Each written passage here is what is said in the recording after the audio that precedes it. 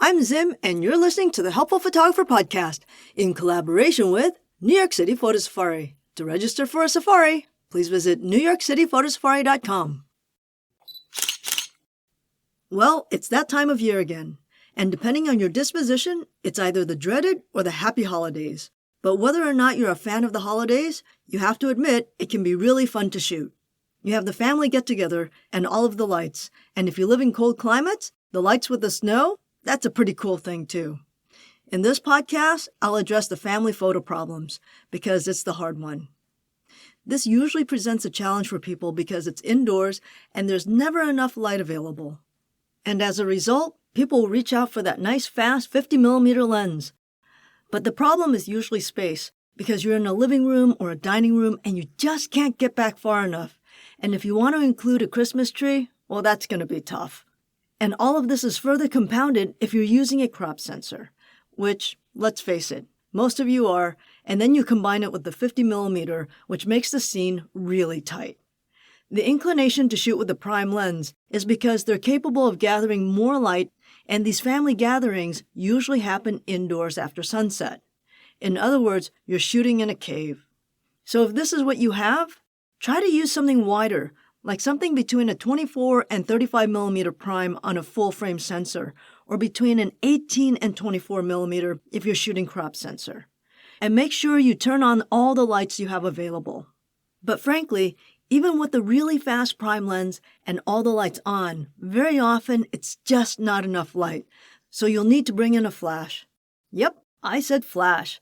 I know most people will tell you not to use it, but that's because they don't know how to use it.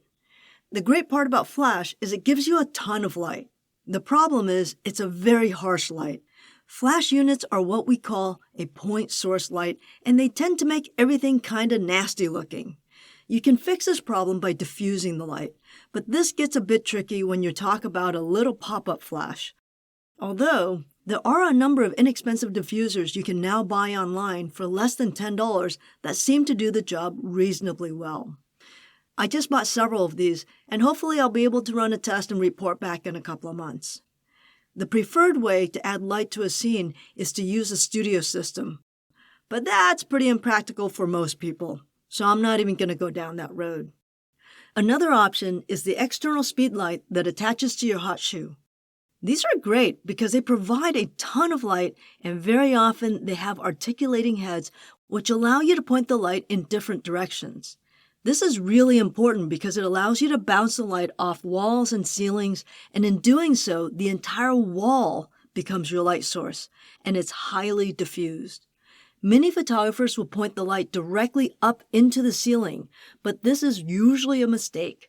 Although the big surface of the ceiling will produce a very, very soft diffused light, it is now raking downwards and leaving dark circles under people's eyes. The better way would be to point the light at an angle above your head and behind you so that it's bouncing off the corner where the ceiling and the wall meets. This will help soften the light without dark circles under people's eyes. You do want to be careful though. If you have walls that are painted anything other than white or off-white, like red or maybe green or even yellow, the light bouncing back will have that color as well. So hopefully your room will be white, gray, or even off-white. So not only do you need to predict the angle of the light coming back, you also need to predict the color. A better option is probably to buy a device that will sit on top of your flash to diffuse the light. I've seen many of these over the years, and I've come to find that the best ones look like a round plastic soup cup that sits on top of your flash unit. I won't mention any specific brands as they pretty much work the same. The question comes down to price and weight. There are also small white square plastic-looking things. These are cheap and they only work okay.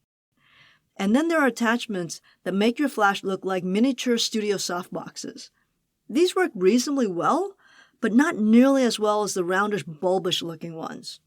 Again, there are multiple manufacturers out there. Just look around online. All you need to do with these is to attach them to the top of your flash, point the flash upwards, and blam! A beautiful, soft light. Next week, I'll talk about shooting holiday lights. I hope that was helpful. Until next time, keep on shooting.